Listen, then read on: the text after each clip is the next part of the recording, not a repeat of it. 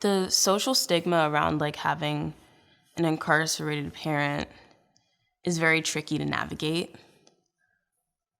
I felt as though like I had to hide that part of my experience as a teenager, and it's a very sensitive thing to talk about. And sometimes I don't think that people understand, like, because there's so much like social stigma, there's this pressure to that it's like taboo almost to like even talk about. And there's this pressure to like keep it extremely like separate from you as an individual. But what I came to realize was just that I was falling into this pattern of trusting the wrong people for the wrong reasons. And I could like find like a friend group that, you know, I could have fun. And like my friend groups would change every single year. And I didn't understand like why I kept like kind of just losing friends or not making the right friends.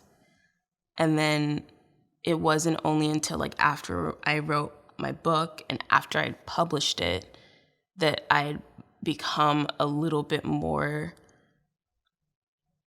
it was like in a way I was able to reassure myself through owning my circumstances and not letting it dictate my entire identity, because so much of my identity I felt like was being, I don't know, toyed with by just the pressures of like, oh, these are your circumstances, and so like this is what your future is supposed to look like.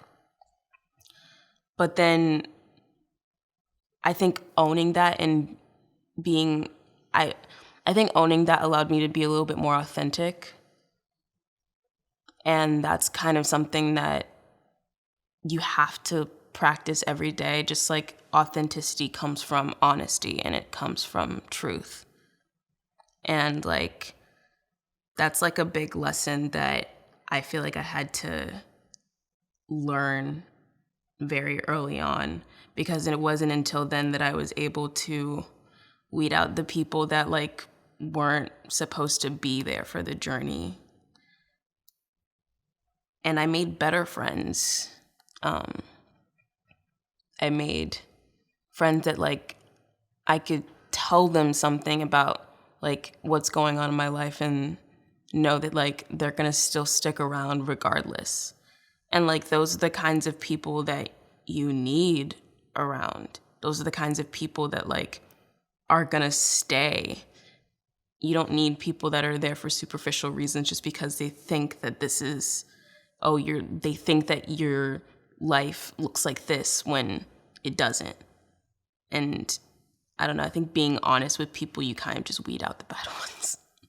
And I honestly would rather quality over quantity. And it became much less about like the amount of friends that I had and more about the quality of the friends that I had. And I don't know, looking back on like my high school experience, I can count on one hand. It's probably less than that, honestly, by now, but I can still count on one hand how many people from high school that I still like genuinely trust and still talk to and are honestly probably lifelong friends. But I feel like I was able to get there because I started being more authentic.